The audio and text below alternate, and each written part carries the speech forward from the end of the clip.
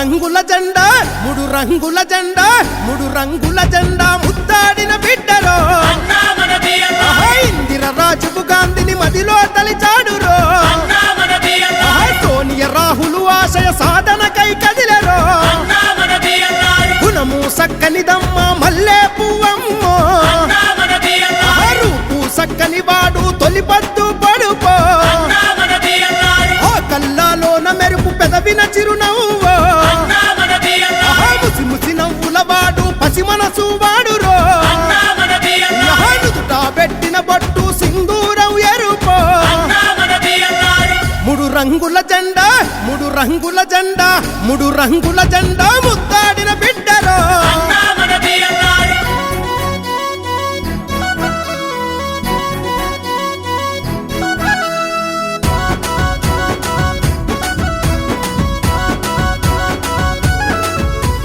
ధనముకు లొంగడు బిడ్డ గుండాలకు తంగడే అభిమానికి తల వంచి ప్రణమిల్లు తాడురో కార్యకర్తలంతా నా కంటి పాపలంటడే ఆపద మనకొస్తే అన్న నిదురలునికి పడుతడే ఆల మందల పాల ప్రేమ పంచుతాడురో కాలే కడుపుకు తాను కుండల మెతుకైతడే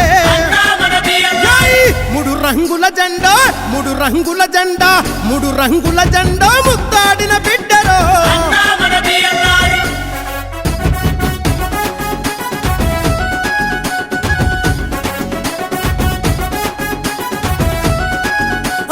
అర్ధరాత్రి తలుపు కొడితే అండగా వస్తాడురో భుజం మీద చెయ్యి వేసి బలమందిస్తాడురో ఏ ఊరు నీది ఏ పార్టీ అని అడగడే ఒక్క ఫోను చేస్తే చాలు మన పనులు చేసి పెడతాడే మన ఇంటింటికి వచ్చి కడుపు ఇసారించుతాడురో పిల్ల పాపలందరినీ పలకరించుతాడురో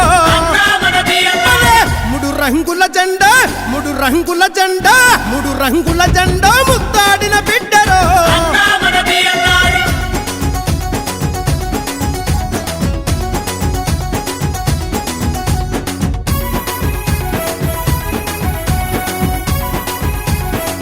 గది గది గది గదిగో నలుగురికి తలలోని నోట్ల నాలుకైతడే జనంలోన జయగంటై జగమంతా మ్రోగెరో చావు పుట్టుక పెళ్లి ఏ ఇంట్లోనైనరో ఇంటి పెద్ద కొడుకై కార్యమెల్లదీస్తడే ప్రజలందరి దీవెనలే నాకు ఊపిరంటడే ప్రజాసేవకే జీవితం అంకితమంటాడురో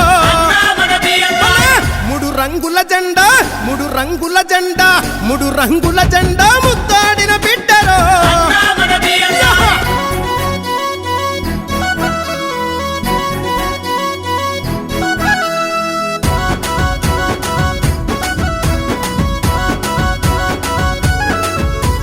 ప్రజల రుణం దీక్షాయి జన్మసాలదంటడే ప్రజాక్షేత్రముల దోషుల నిలబెడుతానంటడే రాజకీయ నేరగాన్ల ఎండగట్ట కదిలెరో రాజకీయ మర్మాలను మనకు విప్పి చెప్పెరో ఆడపడచులంతా నా తోబుట్టువులంటడే మూడు రంగుల జెండా మూడు రంగుల జెండా మూడు రంగుల జెండా ముద్దాడిన బిడ్డడే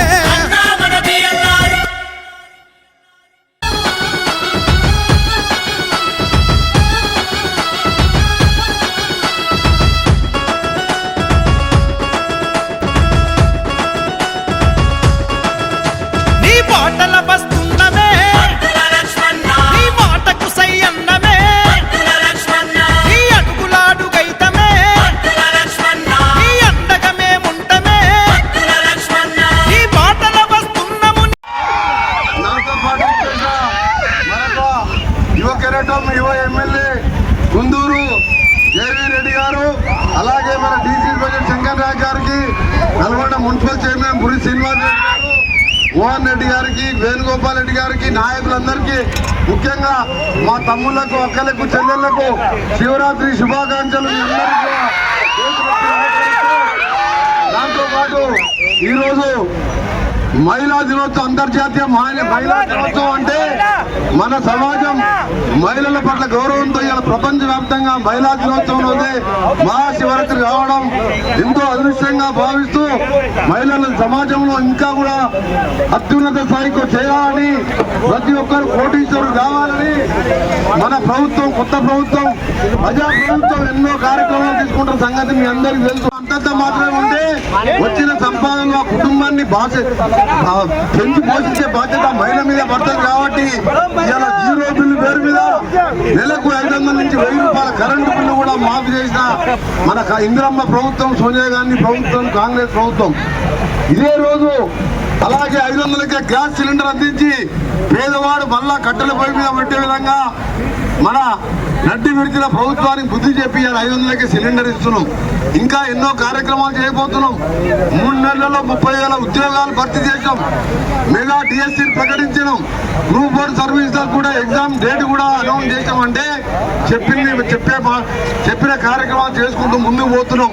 అందుకనే మీ అందరూ కూడా 2 చేతులు జోడించి మీ అందరూ కూడా ముందుగా ధన్యవాదాలు తెలియజేసుకుంటున్నాం. ఇలా కాంగ్రెస్ పార్టీ అధికారంలో వచ్చే విధంగా ఇక్కడ లక్ష్మారెడ్డి గారిని, అక్కడ జేవీ రెడ్డి గారిని, అక్కడ ఉత్తమ్ కుమార్ రెడ్డి గారిని, ఇక్కడ నన్ను మొత్తం తెలంగాణలో కాంగ్రెస్ ప్రభుత్వం రావడానికి కారకులైన కార్యకర్తలందరూ కూడా చేతులెత్తి నమస్కరిస్తూ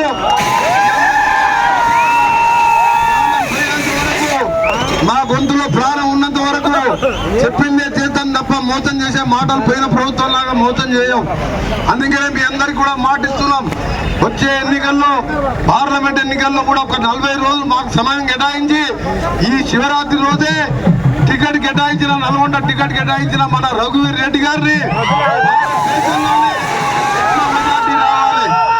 మన అదృష్టం ఏదో కానీ శివరాత్రి మహిళా దినోత్సవం, మహిళల పక్షపాతి సోనియా గాంధీ మహిళల కోసం ఎన్నో కార్యక్రమాలు చేసిన మన ప్రభుత్వం వచ్చిన రోజే ఈ రోజు మహాశివరాత్రి రోజు టికెట్ అనౌన్స్ చేసింది. కాబట్టి నాకేం అనుమానం లేదు. కాకపోతే మీ అందరికి చేతులెక్కి దండం పెడుతున్నా.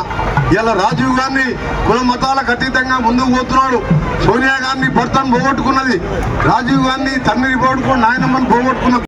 పేపర్ లీకులు, డ్యాములు కూలిపోవడు, ఏమైనా చేసింది ఏంటంటే బెల్ట్ షాపులు పెట్టిండు. హైదరాబాద్ లో టానిక్ షాప్ పెట్టి 5,000 కోట్లు సంపాదించుకున్నాడు. అందుకనే దేవుని దగ్గర ఎక్కువ తిట్టగని అనుకోకుండా మనం బయటకు వచ్చినాం. ఇప్పుడు దేవస్థానంకి వెళ్ళి నేను ఇక్కడ ప్రతిష్టకు నన్ను లక్ష్మారెడ్డి గారు పిలిచి, ఆయన రాజకీయాలకు రాలే, 30,000 మందికి అన్నదానం చేసినప్పుడు ఒక మాట చెప్పిన, అమెరికాలో ఉన్న స్పెషల్ ప్లేట్ వేసుకున్నాడు సరే విగ్రహ ప్రతిష్టకు వస్తా అని చెప్పిన. ఇవాళ చెప్పిన 4 గంటలకి వెళ్ళి ఎన్నో కార్యక్రమాల్లో పాల్గొంటున్నా. నేను కూడా శివరాత్రి రోజు 50 ఏళ్ళకి వెళ్ళి ఉపవాసం ఉండే శివభక్తుని. ఆయన అందుకో దేవుడు పిలిపించేసుకుంటూ ఒక 30-40 రోజులు మాకు సమయం ఇవ్వండి. ఇక్కడ లక్ష్మారెడ్డి గారు ఒక స్ట్రాంగ్ ఎమ్మెల్యేగా ఉన్నాడు, అలాగే జేవీ రెడ్డి గారు ఉన్నారు. నేను మంత్రిగా అక్కడ ముఖ్యమంత్రి గారి దగ్గర మన జిల్లాని అన్ని రంగాల్లో అభివృద్ధి తీసుకుపోతాం. అవినీతి పక్షపాతం లేకుండా అందరికీ న్యాయం చేస్తాం.